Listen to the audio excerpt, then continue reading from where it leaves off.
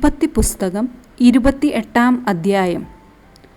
ഇസഹാക്ക് യാക്കോബിനെ വിളിച്ച് അവനെ അനുഗ്രഹിച്ചു. അവനോട് കൽപ്പിച്ചുകൊണ്ട് പറഞ്ഞു, കാനാന്യ സ്ത്രീകളിൽ നിന്ന് നീ ഭാര്യയെ സ്വീകരിക്കരുത്. നീ എഴുന്നേറ്റ് പാതാൻ ആരാമിൽ നിന്റെ അമ്മയുടെ പിതാവായ ബെത്തുവേലിൻ്റെ വീട്ടിലേക്ക് പോവുക. അവിടെ നിന്ന് നിന്റെ അമ്മയുടെ സഹോദരനായ ലാബാൻ്റെ പുത്രിമാരിൽ ഒരാളെ നീ ഭാര്യയായി സ്വീകരിക്കുക.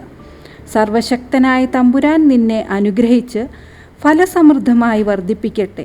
അങ്ങനെ നീ ജനങ്ങളുടെ ഒരു സമൂഹമായി തീരും.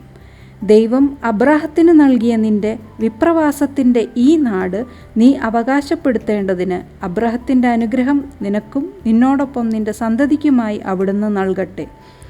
അങ്ങനെ ഇസഹാക്ക് യാക്കോബിനെ പറഞ്ഞയച്ചു. അവൻ പാതാൻ ആരാമിലുള്ള അരമായനായ ബത്തുവേലിൻ്റെ മകനും യാക്കോബിൻ്റെയും ഏസാവിൻ്റെയും അമ്മ റെബേക്കായുടെ സഹോദരനുമായ ലാബാൻ്റെ അടുക്കലേക്ക് പോയി. ഇസഹാക്ക് യാക്കോബിനെ അനുഗ്രഹിച്ചതും പാതാനാരാമിൽ നിന്ന് ഭാര്യയെ കണ്ടുപിടിക്കുന്നതിന് പറഞ്ഞയച്ചതും അവനെ അനുഗ്രഹിക്കവേ കാനാന്യരിൽ നിന്ന് ഭാര്യയെ സ്വീകരിക്കരുതെന്ന് അവനോട് കൽപ്പിച്ചതും ഏസാവ് മനസ്സിലാക്കി. യാക്കോബ് തൻ്റെ പിതാവിനെയും മാതാവിനെയും അനുസരിച്ച് പാതാനാരാമിലേക്ക് പോയി. തൻ്റെ പിതാവായ ഇസഹാക്കിൻ്റെ ദൃഷ്ടികളിൽ കാനാൻ പുത്രിമാർ ദുഷിച്ചവരാണെന്ന് ഏസാവ് കണ്ടു. ഏസാവ് ഇസ്മായേലിൻ്റെ അടുത്ത് ചെന്ന് അബ്രാഹത്തിൻ്റെ പുത്രനായ ഇസ്മായേലിൻ്റെ മകളും നെബായോത്തിൻ്റെ സഹോദരിയുമായ മഹലത്തിനെ തൻ്റെ ഭാര്യമാർക്ക് പുറമെ ഒരു ഭാര്യയായി സ്വീകരിച്ചു. യാക്കോബ് ബർഷബായിൽ നിന്ന് പുറപ്പെട്ട് ഹാരാനിലേക്ക് പോയി. അവൻ ഒരു സ്ഥലത്തെത്തിയപ്പോൾ സൂര്യൻ അസ്തമിക്കുകയാൽ അവിടെ രാപാർത്തു. ആ സ്ഥലത്തെ കല്ലുകളിലൊന്നെടുത്ത് തലയ്ക്കൽ വെച്ച് ആ സ്ഥലത്ത് അവൻ കിടന്നു. അപ്പോൾ അവൻ സ്വപ്നം കണ്ടു. ഇതാ, ഭൂമിയിൽ ഉറപ്പിച്ച ഒരു കോവണി.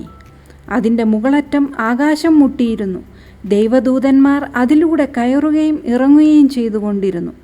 ഇതാ, അതിനു മുകളിലായി കർത്താവ് നിൽക്കുന്നു. അവിടുന്ന് അരുൾ ചെയ്തു, ഞാൻ നിന്റെ പിതാവായ അബ്രാഹത്തിൻ്റെ ദൈവമായ കർത്താവും ഇസഹാക്കിൻ്റെ ദൈവവുമാണ്. നീ കിടക്കുന്ന ഈ ഭൂമി നിനക്കും നിന്റെ സന്തതിക്കും ഞാൻ നൽകും. നിന്റെ സന്തതി ഭൂമിയിലെ പൂഴി പോലെയാകും. പടിഞ്ഞാറോട്ടും കിഴക്കോട്ടും വടക്കോട്ടും തെക്കോട്ടും നീ വ്യാപിക്കും. മണ്ണിലെ വംശങ്ങളെല്ലാം നിന്നിലൂടെയും നിന്റെ സന്തതിയിലൂടെയും അനുഗ്രഹിക്കപ്പെടും. ഇതാ, ഞാൻ നിന്നോട് കൂടെയുണ്ട്.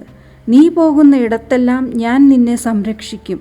നിന്നെ ഈ മണ്ണിലേക്ക് തന്നെ തിരികെ കൊണ്ടുവരും. എന്തെന്നാൽ നിന്നോട് ഞാൻ പറഞ്ഞത് നിറവേറ്റുന്നതുവരെ ഞാൻ നിന്നെ കൈവിടുകയില്ല. അപ്പോൾ യാക്കോബ് ഉറക്കത്തിൽ നിന്നുണർന്നു. അവൻ പറഞ്ഞു, തീർച്ചയായും കർത്താവ് ഈ സ്ഥലത്തുണ്ട്. എന്നാൽ ഞാൻ അതറിഞ്ഞിരുന്നില്ല. ഭീതി പൂണ്ട് അവൻ പറഞ്ഞു, ഈ സ്ഥലം എത്ര ഭയാനകമാണ്! ഇത് ദൈവത്തിൻ്റെ ഭവനമല്ലാതെ മറ്റൊന്നുമല്ല. സ്വർഗത്തിൻ്റെ കവാടമാണിത്. യാക്കോബ് അതിരാവിലെ എഴുന്നേറ്റ് തലയ്ക്കൽ വച്ചിരുന്ന കല്ലെടുത്ത് ഒരു തൂണായി കുത്തി നിർത്തി അതിൻ്റെ മുകളിൽ എണ്ണയൊഴിച്ചു. അവൻ ആ സ്ഥലത്തിന് ബഥേൽ എന്ന് പേരിട്ടു. ലൂസ് എന്നായിരുന്നു ആ പട്ടണത്തിൻ്റെ ആദ്യത്തെ പേര്. അത് കഴിഞ്ഞ് യാക്കോബ് ഒരു നേർച്ച നേർന്നുകൊണ്ട് പറഞ്ഞു, ദൈവം എൻ്റെ കൂടെ ഉണ്ടായിരിക്കുകയും ഞാൻ സഞ്ചരിക്കുന്ന ഈ വഴിയിൽ എന്നെ സംരക്ഷിക്കുകയും എനിക്ക് ഭക്ഷിക്കാൻ അപ്പവും ധരിക്കാൻ വസ്ത്രവും തരികയും എൻ്റെ പിതാവിൻ്റെ വീട്ടിലേക്ക് സമാധാനത്തോടെ ഞാൻ തിരിച്ചെത്തുകയും ചെയ്താൽ കർത്താവ് എനിക്ക് ദൈവമായി തീരും. തൂണായി ഞാൻ കുത്തി നിർത്തിയിരിക്കുന്ന ഈ കല്ല് ദൈവത്തിൻ്റെ ഭവനമായിരിക്കും. അവിടുന്ന് എനിക്ക് തരുന്നതിൻ്റെ എല്ലാം ദശാംശം ഞാൻ അവിടത്തേക്ക് സമർപ്പിക്കുകയും ചെയ്യും.